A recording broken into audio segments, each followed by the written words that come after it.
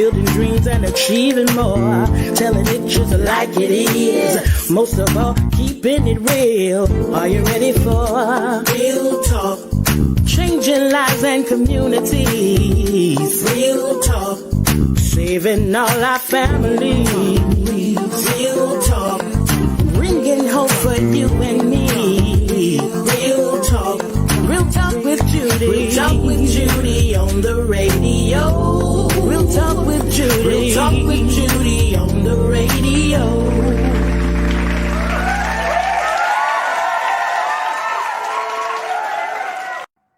Well, good afternoon, and thank you for tuning in to the Real Talk with Judy live radio show. It's the #1 radio show for empowering, inspiring, and motivating, and helping women and everybody, all leaders, to see that it is possible. And you have to see it before you see it, or you never will see it. And that's what this show is all about, helping you to see it, to imagine that it is possible. And so again, thank you for tuning in to the Real Talk with Judy live radio show. I am Dr. Judy, your radio host, and here with me is my amazing co-host. Hey, Dr. Yaquanda Payne McCall. God bless you. And so thank you for joining us this beautiful Tuesday afternoon, June 28th, 2020, right here in Tallahassee, Florida, on Hallelujah 95.3 FM. And those joining me by radio, Facebook, or YouTube, I want to say thank you so very much. Hello, Letitia. Glad to have you on. We're so glad to have you all. Thank you all so very much for joining in. And if you all would, go ahead and do me a favor while I get ready to introduce and say hello to my mama. Yeah, I know I gotta say hello to mama. Yeah, that's an everyday thing, man. I got to say hello to mom. I don't know about y'all, but I call my mama. I talk to my mama maybe 3, 4, 5 times a day. I really do. We talk 3 or 4, and if I don't call her, I am in trouble. So y'all go ahead and tag, get your Facebook, call, tag people, get them on here for us. Today we're going to talk about rape, sexual violence, or actually a whole lot about sexual violence, which rape is a part, HIV and AIDS, preventive. That's what we want to do. Yes. We're going to talk about the prevention of it and what it really is, okay? And so while I greet my mama, y'all go ahead and call them and text them and get them on. Hello, mama. I want to say hello, mama. Hey, mom. We're ready for you, mama. We're ready for you. And so we're glad that you all are tuned in. So mama, my mother, and y'all already know, that's Dr. Irma Hunter Wesley of Fort Lauderdale, Florida. She is the reason who I am today. And she still is my trusted advisor and mentor. And to my awesome and amazing husband, Superintendent Gerald Mandrell, who's at work, but he is, hey, Cindy, that's my sister Cindy from Scotland, who happens to be in Amsterdam right now. Yeah, so she and her husband and her daughter, they're doing some amazing things over there. But my husband is the reason I get to do what I do. And then we have Priscilla John Lewis, who is the director of my marketing team, my production manager, production director, rather. She is absolutely phenomenal. Yes. So many people calling for her because she does an excellent job. And to you, the greatest audience ever, thank you so very much for coming back. Greatly appreciate you. And so many was texting, but thank you all so very much for coming on. We wait on you. And so you all were so kind to wait on me. And I greatly appreciate it. Thank you. So today we're going to get started. We're going to get started with my sister Tanya is on here, and so we want everybody, y'all come on and get on here, and let's get this show going. To all our business partners, thank you so very much for being a sponsor to the Real Talk with Judy show. They're down scrolling beneath. And so we're going to get ready for the show. So listen, we're all about empowering you, enlightening you. Yes. We want you to understand what is. One of the things that the scripture says, that God said, that my people are destroyed for lack of knowledge. Yes. And today we're going to bring to you knowledge. But I wanted to bring in someone who was really there to help us, who knows, who's been doing this for a while. And so today, to train and inform us more Yes. on the topic of rape and sexual violence, HIV and AIDS, and to give us some preventive measures, Yes. a training. He's going to do a training. Let's do it. We're going to do a training today. And a lot of you all probably know him. Some of you probably do not. He's a historian, a social entrepreneur, an author, a speaker, a blogger, an educator, and a podcast host. And y'all see that handsome man right there. Ladies and gentlemen, welcome to the Real Talk with Judy Show, Mr. Joseph Ward. Thank you for having me. I've been wanting to be on your show for a long time, so I'm excited to be here. And I'm so excited that your schedule permitted you to come. I'm so glad. I'm honored that you're here, Mr. Joe, and we're going to get into it. Now, I gave the audience a little bit about you. Mm-hmm. You know, tell them a little bit about you. So I'm a Tallahassee native. Hey. Graduate of Ricketts High School, as well as Florida A&M University, Pineview Elementary, Bellevue Middle School. So I'm a through and through Tallahassee. I've worked in HIV/AIDS and sexual domestic violence prevention for the past 13 years. Started in 2009. It was a good shift. Trying to find myself and see what I want out of life, kind of searching for my purpose. And the help of people like Mr. Sam Carter, Mr. Leroy Jackson at the Florida Department of Health at that time helped me find my purpose, helped me really understand what I bring to the table of life as a man, and to be able to grow in it and walk in it and be confident in who I am and what I do, and thinking outside the box and finding different ways to impact my community, because I look around and I see things in my community that I don't like, but then I ask myself, how can I fix it? Come up with ideas and take action on fixing things in my community that I see that I'm not happy with. So, I mean, like I said, I'm a historian. I've studied Black history for since about 2002, seriously. I've written 4 books. My platform is called On the Shoulders of Giants, and I tell the stories of sung and unsung heroes of the African diaspora. So mainly the people we don't learn about during Black history, you're gonna learn about those people on my platform. So being able to give HIV/AIDS information on one end, but also couple that with Black history information. Yes. Those are my 2 passions right now. So that's what I'm giving to the world. Wow, he's good. Wow. One of the things that you just said, excuse me, was they taught you how to be a man and bring and come to the table. Yes, ma'am. How important is that? I know that's not, but how important is that? That men see how important is that? But I do think that's a part of this conversation, because it teaches, one of the things it teaches is discipline and structure. Okay. Right? Because a man who is not disciplined, or any person who is not disciplined, they're gonna have destructive behavior.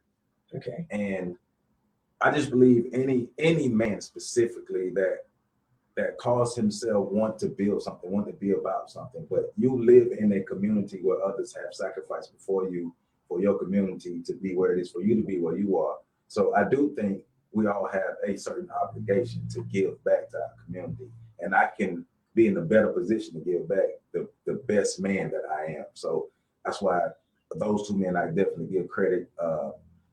My father, Wallace Ward, definitely he get the most credit. Mr. Duke Constanzo at FAMU, like those are some of the men. Mr. Aubrey Boyd, Mr. Corey Sanders, Mr. Keith Turner. Those are just men I can name off the top of my head. Coach Algie Hendrick at Ricketts High School when we were there. Coach Tyler Walker.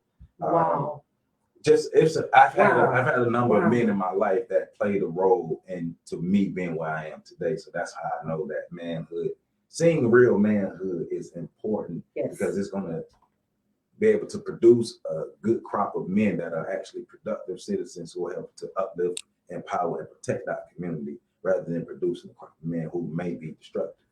Wow, Joe, that is awesome. And I'm glad you brought in your father, and you talk, your father, and you list all these men. And what it says to me, brother, you got to be able and willing to sit at the table of our young men who are coming up now. So especially if you're a positive, productive young man, or men, or older men, our generation now, I believe the scripture said that we don't have many fathers. So we don't have a lot of men who would sit down and show these young men how to do stuff. We need that. I forgot who it is in our community. There's someone in our community who's I forgot his name, but one of his things is he's teaching young men how to change tires, how to change the oil, not his boys, just boys in the community. Teaching how to change the oil in a car, how to change tires, how to do this, and how he taught them how to what is it? Lay the cement for a driveway. Well, those are skills. Those are skills that anybody can use, but especially a man. I believe every human being should have a skill with their hands that they can use in case anything goes wrong. Yes. Right. In case anything goes wrong, you need to have that specific skill. But like teaching young men things like that, it needs to happen. We need to be able to have as many examples of greatness as possible. We need to be able to see people from all walks of life. I know when I was growing up, one of the main things is we were enamored by athletes and the dudes in the hood because they had the money, they had the shine, they had the look that we all wanted, what was famous, what was successful. And now as an adult, I've seen various forms of success.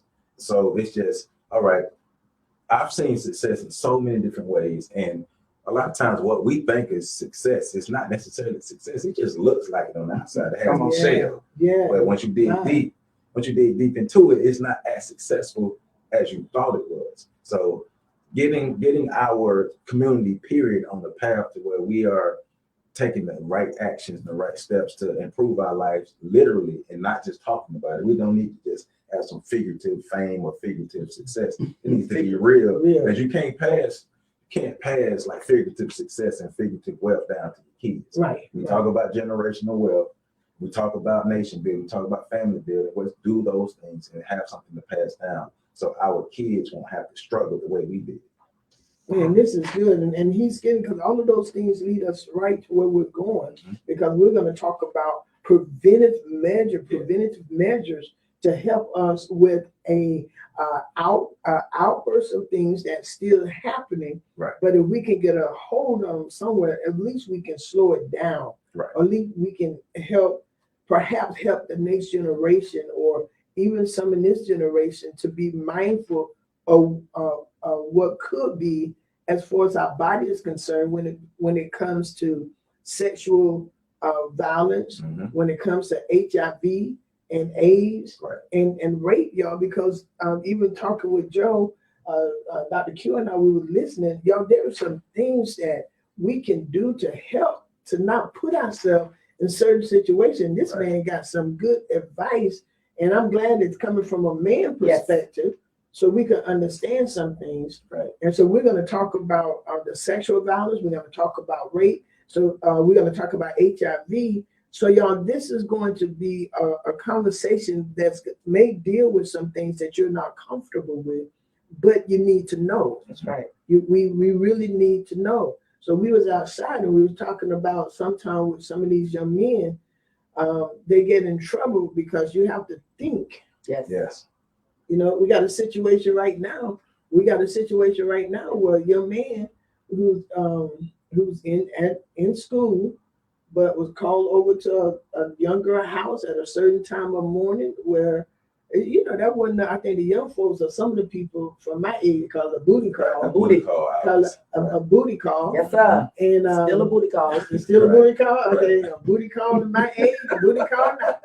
And what that is, y'all, you have people and young men, young girls, you got to watch yourself. Yes. Because now his career is messed up because he answered. Right. 3:00 in the morning, and they were getting ready to have sex. The clothes was off. They were getting ready to have sex, and before he went all the way in, she told him to stop. He did not stop, and now he's in jail for rape. Yeah. Wow. And see, that's a sticky situation. But like we were saying outside, if at any point anybody says stop or insinuates stop or anything close to stop, Yes. And you have to, for one, respect the person's, disrespect that person, but respect that person's consent. And a lot of people don't understand the legalities from a Florida statute standpoint. Mm-hmm. Consent needs to be given, and consent can be withdrawn at any time. Wow. So Wait, hold on.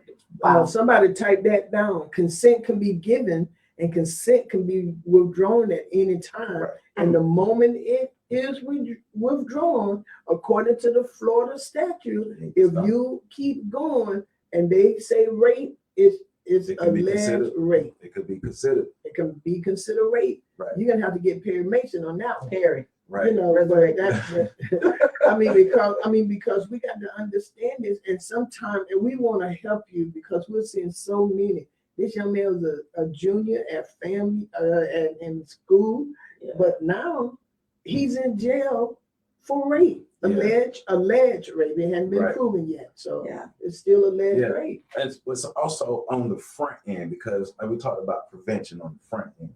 What led up to him going to our house? What led up to this sexual encounter?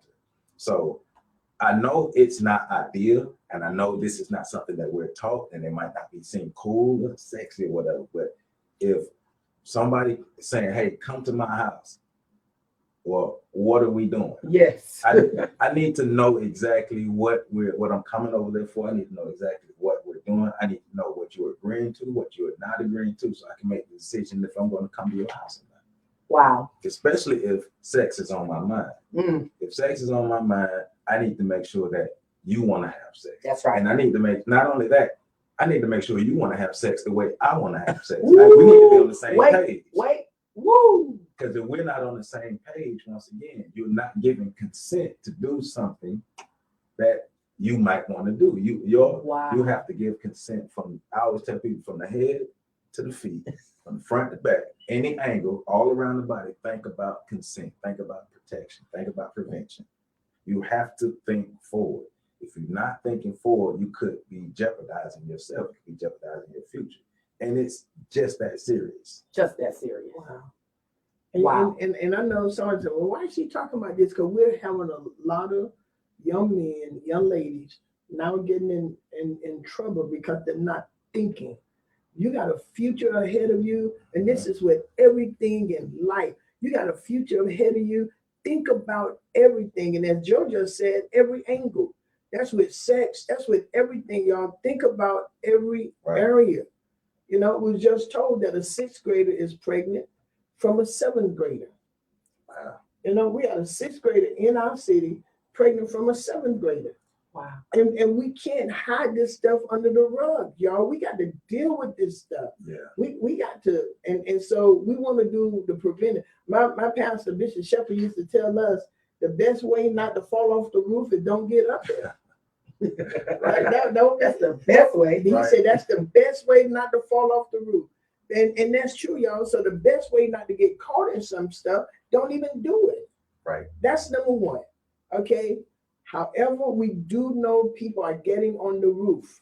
So now since you're getting on the roof, we got Joe here today, and we're going to talk about some preventive measure of sexual violence, because you know you don't want this stuff on your record, and neither do you want to have these sexual transmitted diseases that are out there. And I tell you all remember when your parents used to tell you, be careful who you're doing something with, because you might get something that can make your body parts fall off? Yeah, they sure did. We're like there, not exact, but we're there. We literally have STDs that are aggressive as far as flesh eating. They're in the class of STDs that can be cured, but if you don't get the cure in time, or if the STD progresses in the person's body, it could cause a lot more damage than you would even imagine. And so that's why the prevention piece, like on the front end, you have to think about what you're doing before you're doing. You have to know the consequences, understand the consequences, whether the consequences are good or bad. Protect yourself at all times, just like a boxing match. At all times, you have to protect yourself. Right. And I know that I used to teach. They brought me to Orlando, this one church, for about 8 years to talk to teenagers. There was a disease in, I think it was China. It was called the black penis disease. Wow. And that's because once they have sex and certain things happen at a certain time, and it's kind of like what you're saying, Joe. There was a STD. I forgot the name of it because I hadn't taught it in a while. And what it did, the penis would fall off, but it would turn dark black.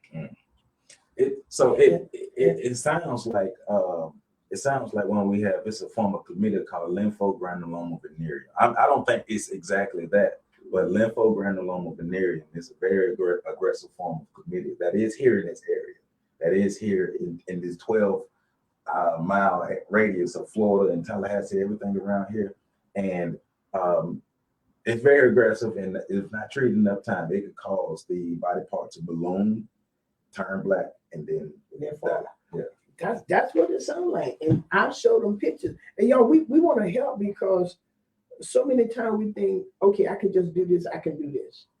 And so we have Joe here today because he's been working with this over 13 years. He's developed some programs that he's over. He sees this stuff for real. Our health department got numbers, and they're seeing things, and they're not allowed to tell who. But sometimes these workers are like, oh my God! And so and when they start talking to the church and telling you they mean that they know something. They got a handle on this thing. They got some things happening. Yes. So let's talk about AIDS. I know yesterday, and and it's gonna be kind of rush through it, but he's gonna come back later on and talk about it. And plus he has training he can do. He got a lot of stuff he can do. Brothers and sisters, listen. Sex is enjoyable, but like I told him, I've been married to my husband for almost 41 years, so we cool. So we're gonna talk about this. Now, Joe, and we talked about it, and I want you to talk to us. When HIV first came out, all of us, including me, we really thought AIDS and HIV was the exact same thing. Yeah. So I had no idea HIV and AIDS were two separate things, two separate parts of the same entity until I started working in this HIV/AIDS prevention. Because the way people would talk about it, hey, this person has AIDS, this person has HIV, this person has AIDS, as if the words were interchangeable. That's not true. So in a nutshell, AIDS is the progression of HIV. So if a person is HIV positive, gets no treatment, no care at all, and let's say it could be for a 5 to 10 year period, the progression of HIV. So once I have a certain amount of white blood or HIV cells in my body, so if they I go to get a blood draw, and they look at the amount of HIV cells in my blood, or even white blood cells, and I have less than 200 white blood cells per microliter of blood, that's one definition or classification of AIDS, because AIDS is literally classification.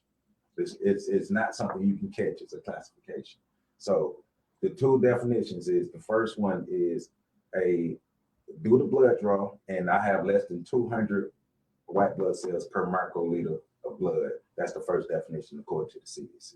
Wow. The second is the presence of an opportunistic infection, and that's think of an opportunistic infection as any infection in your body that could be laying dormant right now, but because your immune system is low, that disease woke up and had a chance to reboot. Now that disease, and one example is like Kaposi sarcoma, that it's a form of cancer that can be dormant in a person's body, but once the immune system gets to a certain level where it's low, that could trigger the Kaposi sarcoma to become activated. Wow. So if I have a opportunistic infection plus a diagnosis from the doctor that I have HIV, like you went and got tested and they told you you have HIV, but you also have a opportunistic infection, that could be one of the classifications for AIDS. And so that's one of the main things when I always start get people to understand HIV and AIDS, and nobody in the history of the world has ever contracted or transmitted AIDS. It's literally the progression of HIV in a person's body, and it's a literal classification. It's a classification by the medical establishment. So once this person reached these levels, once they reach these definitions, now we can classify this person as AIDS. Now, just because you have that classification doesn't mean that you have to exist at that physical state for the rest of your life. There are plenty of people who have been classified as AIDS, but improved their health, took their medicines, and got healthy. And so now they're what's called undetectable, because the other end of the spectrum of AIDS is undetectable. Okay. And undetectable is the opposite. I'm diagnosed with HIV. I'm taking my medicines every day. And because I'm taking my medicines, when I go give an HIV test, it's going to show negative because I have so little amount of HIV in my body. Okay, so so are you ever cured of it? No, you're never cured of HIV, but you can keep HIV at such a low level in your body that you are ultra healthy. Okay, You and still so transmit it? can you just Well, it's very, very, very difficult, and it's almost impossible. I won't say almost impossible for a person to transmit HIV when undetected.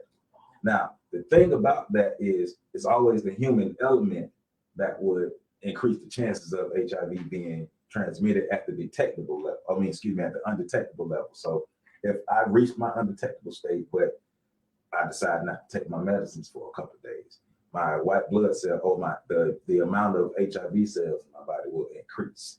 And so it all depends on the behavior of the person, whether you transmit it, whether you contract it, whether you are at a state of undetectable, whether you're at a state of AIDS. That's all depending on how the person takes care of themselves.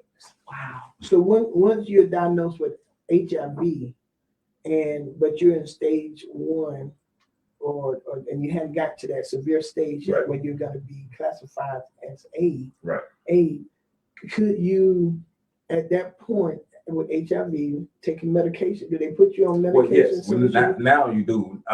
I'm not sure of the rest of the country, but I know in the state of Florida we have a test and treat program. So if let's say we can go out and find somebody today who's HIV positive, we can get that person on medicine today. We'll get them to the health department. Our local health department has a test and treat program. So they will go in and they will get on medicines. Now, we also have a great care program. So once we find you, the only thing that will stop a person from getting into care in this area is the person themselves. Because we are aggressive when it comes to getting people into care. Okay. And we would pick an organization, Neighborhood Medical Center, Bond Community Health Center, Big Ben Cares, CarePoint, MACA.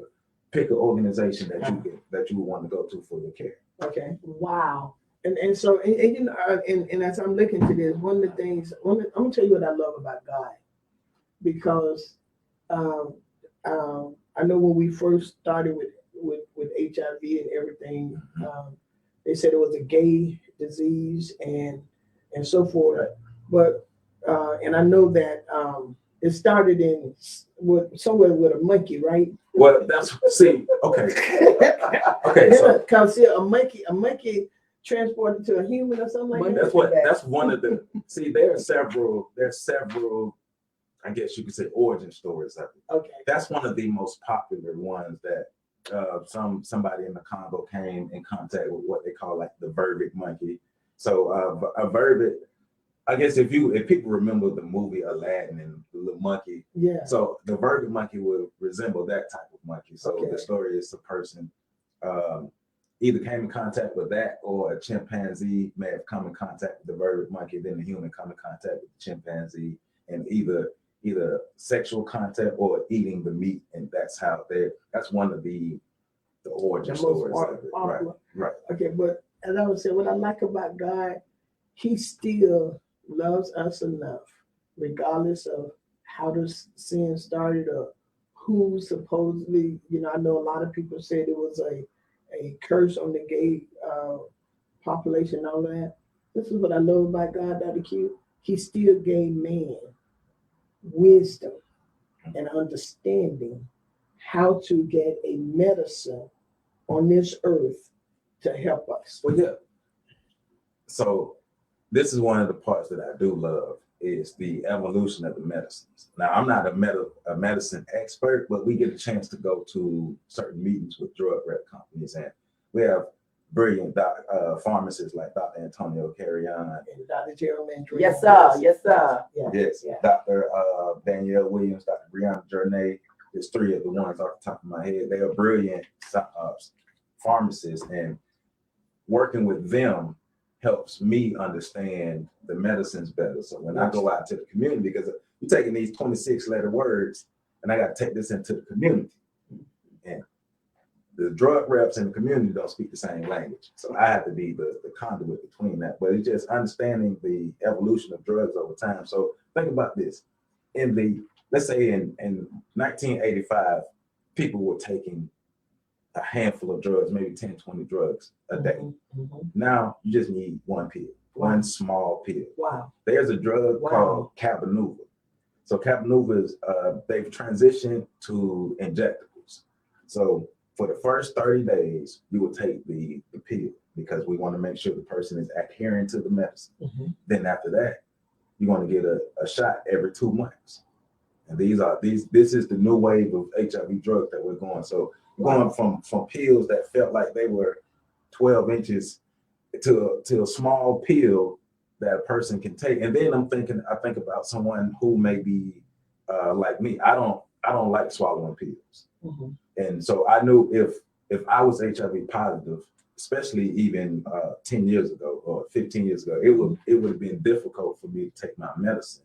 And I might not have been the most adherent person because I don't like swallowing pills. It's difficult for me to swallow pills. I got to swallow 5 or 10 pills or 20 pills. But now it's a smaller pill that a person can take. And I know, okay, since I know I don't like taking pills, I can ask my physician or my primary care provider about this new drug, Cabenuva, which has the injectable. That'll be better for me. And that way my adherence will increase. Yeah, and I mean, y'all, and so all this is, and we're going to talk about how to even prevent from getting HIV and AIDS. But Dr. Clary said there's a lot of people in the body of Christ need a safe place to talk about these things and to be able to send to the right place to bring help and bring healing. Because, you know, we got a lot of people in churches who are dealing with certain things. And I know that because somebody told me I would be surprised. But this is the thing right here is that we, in the body of Christ, and I know one thing with you all have to be confidential. Right. And so he named a couple of places, but even before we finish, we got about 15 more minutes, but we want to write out that stuff because we want people to be helped.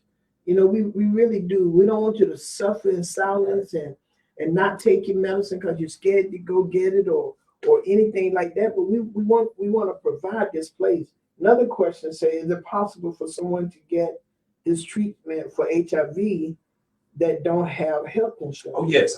Great question. I'm glad you asked that question. So neighborhood medical center, Bond Community Health Center are federally qualified health centers, meaning we're structured to give medical care to people who are insured, people who are underinsured, or people who have no insurance at all. But we also are, especially for HIV/AIDS, we're also connected to our AIDS Drug Assistance Program, or our ADAP program. And our ADAP program is designed to basically help people who are underinsured, that have no insurance at all, to be able to get the medicines that they need. So a pill that could cost $1,000 to $5,000 a month, now you'll be able to get this pill for free. All you have to do is go get your labs every 3 months. Just show up to your appointments. Wow. Go get your labs every 3 months. Make sure you stay in contact with your primary care provider. Make sure you just take your medicines and do what you need to do. And a lot of the services that we provide are free for people. Yeah, because it would be almost impossible for some people to do that $5,000 for a pill if you don't have no insurance. Exactly. That's a lot of money. And in addition to that, have you all heard about the drugs PEP and PrEP? Okay, so I'm gonna give you the analogy the same way I do it for everybody, just kind of juxtapose it to birth control and Plan B. So if a woman wants to prevent herself from getting pregnant, she will take the Plan B pill every day.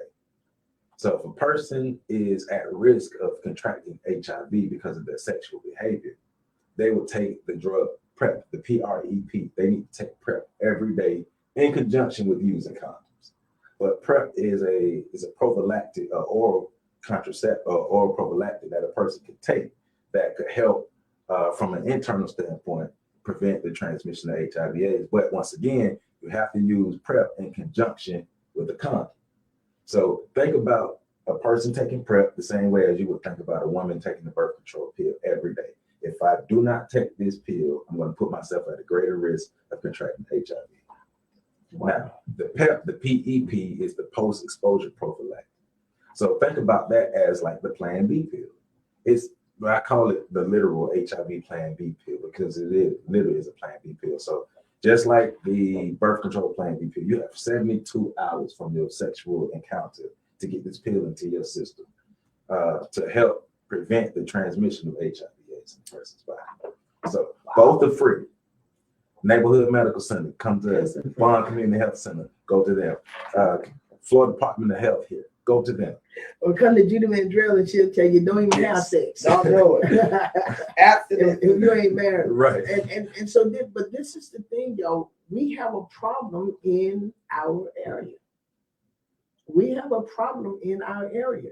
And so we want to help you to prevent getting HIV that could possibly lead to a classification of AIDS. Right. And also to prevent sexual violence. So we got a lot of prevention here. Oh, yeah. You know, we're about prevention. We don't want you to have to get it because one of the things that Joe told us too, condom ain't necessarily 100% safe. Right. So some of you say, well, I use a condom. Well, that still don't say that there's you still got a chance of contracting HIV, which could lead to a classification of AIDS. And we want you to know this stuff ain't dead. Right. And you know, we're just loosely around here doing everything, just sex everywhere, you know, right. Over here, over there, everywhere. And so you have to understand this stuff, that this stuff is real. And our panhandle area. Oh yeah, see, people don't know that. That's what I want you to tell them. Yes. And see, I've learned this information. I want to bring it to you because we don't want you going blind or dying because you didn't do preventive measures like abstinence or this stuff that I'm a component for abstinence, but I know everybody is not gonna do that. You know. So what you were saying? Let's talk about this panhandle area. So when it comes to the state of Florida and we think about STDs and HIV, most people go straight to Miami-Dade County, and understood that by far they have the largest numbers by far. Miami-Dade County, Broward County, you can say Tampa area, Hillsborough County area, Duval County area. But people forget about Leon County, Gaston County, but mostly Leon County. Wow. Now they lump Gaston County in there because it's right there, but it's mostly Leon County. And remember the historical component that goes with Gaston County that happened with the Essence magazine in the 90s. So that left the stigma on Gaston County. But Gaston, there's not enough people in Gaston County to have higher rates or higher numbers, period, in Tallahassee. Now, unfortunately, Tallahassee has, over the last 7 to 10 years, Tallahassee has ranked in the top 3 in chlamydia and gonorrhea in the state, and within the top 7 and with syphilis in the last 10 to 7 years. So when it comes around summertime, we always have a syphilis spike in this area. We always partner with the health department, their STD team, and we go out and we do syphilis testing and we do everything we can do. There's always a syphilis spike, but a lot of people like to focus on HIV, chlamydia, and gonorrhea and syphilis. You have a greater chance of contracting chlamydia, gonorrhea, and syphilis in this area than HIV. Let's say we have a population of about 300,000 in Tallahassee. Less than 1% of our population actually has HIV/AIDS. Now, as a greater percentage who have STDs, the 15 to 24 age range, and then 50 plus.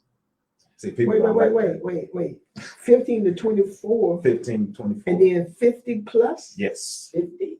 Yes, 50. Now we have a Yeah. in this area we have 50 plus who are having rising numbers of HIV. And so, I'm just being honest. And No, and that's what this is. This is real talk. Yeah. This is real talk. And so I'm not trying to sugarcoat it. Right. We want the truth. 50 Truth. plus. That's right. These are people who have been having sex for a while. They not a lot. When I talk to a lot of young people, I don't get their mindset, but it's if, hey, you are 35 and older, you shouldn't be having sex like that. That's not how sex and sexuality work, especially in a group of people who've been conditioned to have sex. We've been sexualized. You talk about the sexualization of these children now, but they forget about us. We were, especially I'm 38 years old, so we're the generation who was watching the pornography on VHS. We was watching the HBO shows. We was listening to the music. We were indoctrinated with a lot of these sexual messages. So we wanted to go out and do these things. So we're having sex. Our parents having sex. People's grandparents are having sex. Viagra, Cialis, all these different things that people can use. So sex is still being had. So 15 to 24, that's not just the Leon County Big Bend area number. That's the national U.S. number for the greatest, the number or the range with the greatest number of STDs or even HIV. But 50 plus is the age range that a lot of people was not expecting. But I have to be honest about it. So, Joe, how can and thank y'all, thank you all so very much for being on and staying on, because y'all, this is a conversation we really need to have. Yeah. We need to have this conversation. We need to talk real about what's going on in our neighborhood, right? What's going on in our homes, in our community, because I think it was Dr. Q who told us outside, health is wealth. And Joe came back and said, if we're not healthy, we're not going to be able to spend the wealth. Right. And we want to be healthy, y'all. We want to be healthy, and when we don't take care of ourselves, there are consequences for doing things out of order. That's right. Oh, yeah. There are consequences. And he told us the highest population, is it HIV? So right now, In this area? the black population has the highest numbers overall. But if we want to break it down, black men who have sex with men, and then black women, heterosexual black women have moved into that second place spot. And because there used to be black men who have sex with men, and then I think it was black Hispanic men who have sex with men, and white men who have sex with men. But black women have came into that second spot. And a lot of it has to do with black women are having sex with black men who have sex with other black men. And a lot of people aren't having pre-sexual conversations. I've been doing this for 13 years, and I've had thousands and thousands and thousands of conversations with women and men about sex. And one question I always ask is, are you having a conversation about certain things? How are you having that conversation? And one of the main answers is, well, especially for women, well, I don't know how to ask that question. And so I do think that there has to be something in place where women are talking with women and teaching women how to have safe sex negotiation, because that's important. You have to be able to negotiate and stand on safe sex. If you say you cannot have sex with me without a condom, that's it. And you stand on that. Stand on it. Or you can't have sex with me without a ring. Stand on it. Stand on it. Stand on it, y'all. We got to have principles, ladies. We have come into the second, the black heterosexual women have come into the second place of having the highest HIV rates in this Big Bend area. Wow. You just can't have sex with everybody. And you know some of these men having sex with men. We got to take care of ourselves. There's consequences for this stuff. And we want to live, but we want to help you prevent it. Right. We want you to think about this. We want you to think about what me having sex with Bubble, what could happen down the road other than getting pregnant. Right. What could happen? Who is Bubble? How long have you known him? Right. What do you know about him? But I'll say this. It's not I love what I do. Anybody who know me know I love what I do, but it's not fun having to tell somebody who looks like you that they're HIV positive. Wow. So we have to find positive outlets because it weighs on you after a while. Because you're thinking about it, you having this person's face in your head, especially. Now we haven't had anybody with like, outrageous reactions, but just seeing the disappointment or the hurt on people's face, and of course my mind goes into how can I help you. But when I go home and I'm sitting with that, and so we, like I said, we have to find a way to have positive outlets because it's not fun whether it's a man or a woman, somebody who looks like me, and I have to tell them that they're HIV positive. Wow. So I want to prevent as many people from contracting any STD as possible. That's my whole thing. Prevention. Let's not let it happen. So Joe, in about 3 minutes, and we're gonna have to wrap up, Right. but in about 3 minutes, talk to the people about prevention, and we're gonna have to wrap up.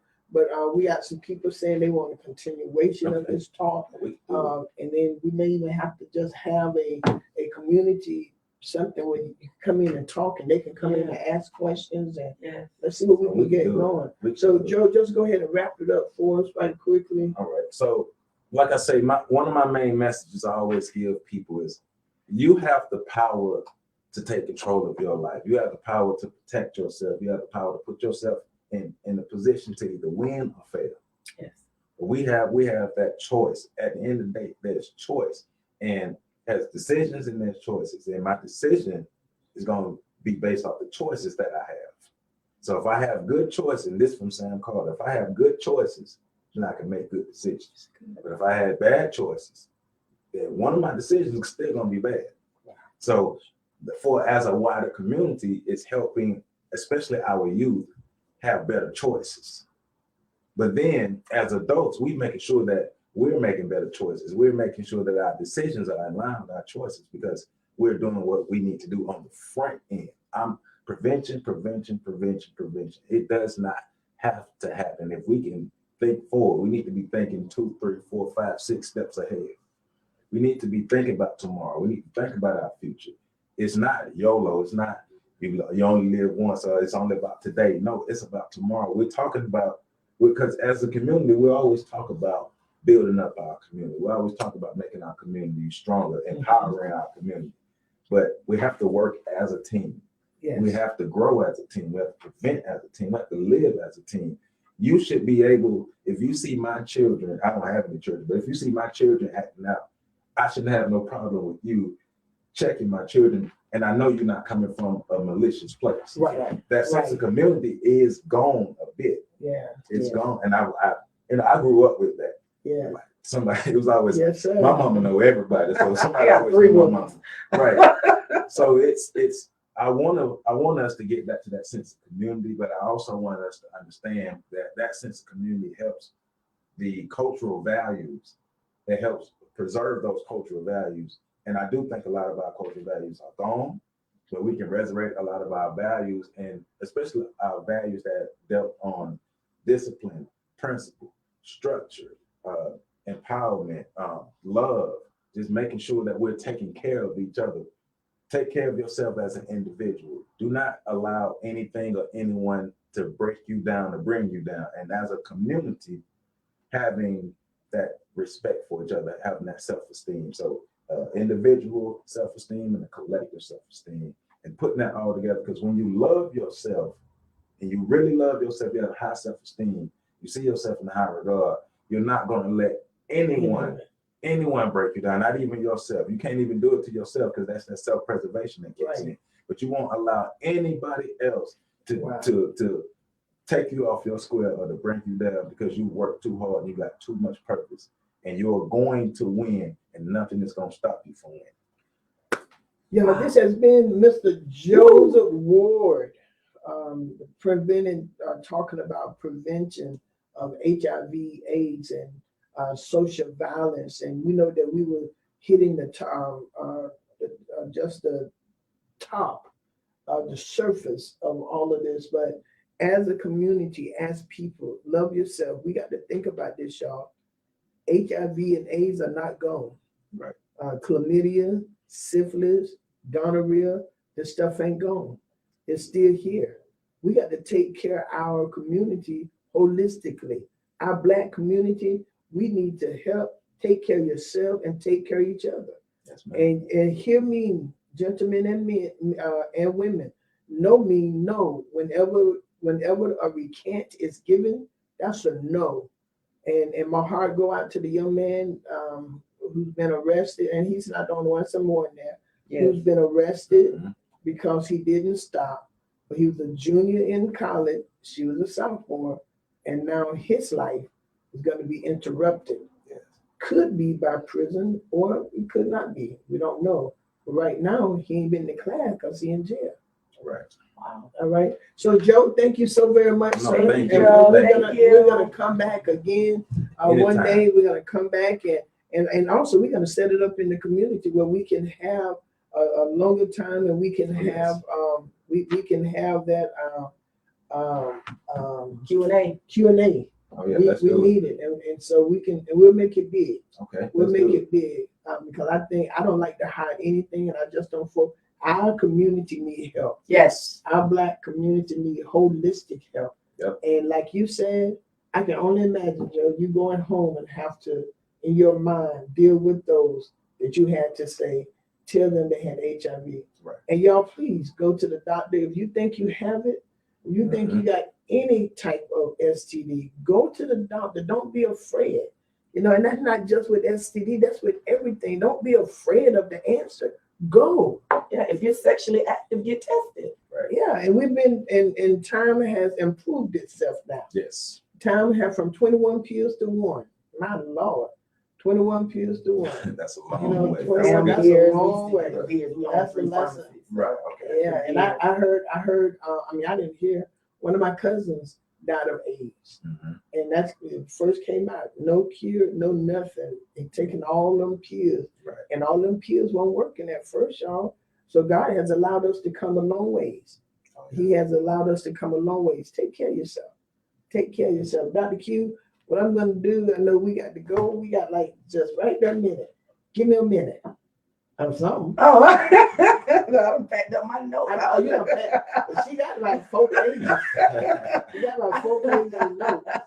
I just want to encourage you. And I want to say this, one of the things that we realized, this is the second time this has come up, that we are expecting people to present something that they have not been taught, they have never seen. Yeah. We're expecting men to have a level of self-control they have never encountered.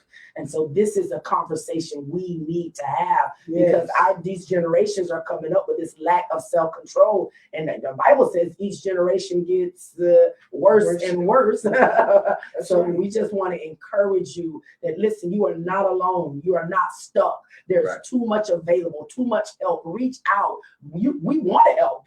Florida wants to help. The United States, we want to help. The medical community wants to see you well. If you're sexually active, get tested. Do yourself a favor because you may not always have symptoms. It's not always about symptoms. If you're doing the do, go get the test. Go get the test, y'all. And I know you've been blessed. Thank you. And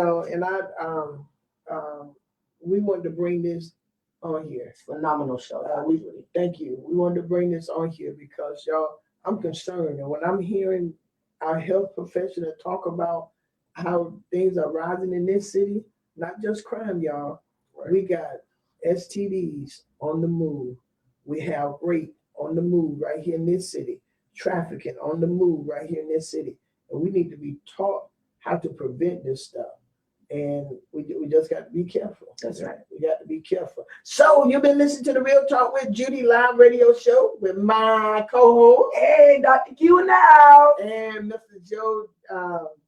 Joseph I was just about to call you Mr. Joseph Davis. That's not bad.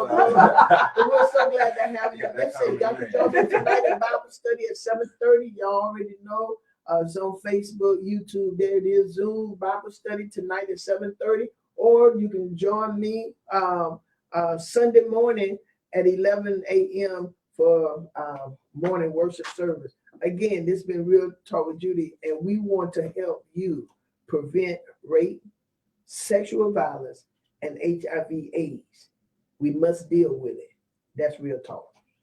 Real talk with Judy. Real talk with Judy on the radio. Real talk with Judy. Real talk with Judy on the radio.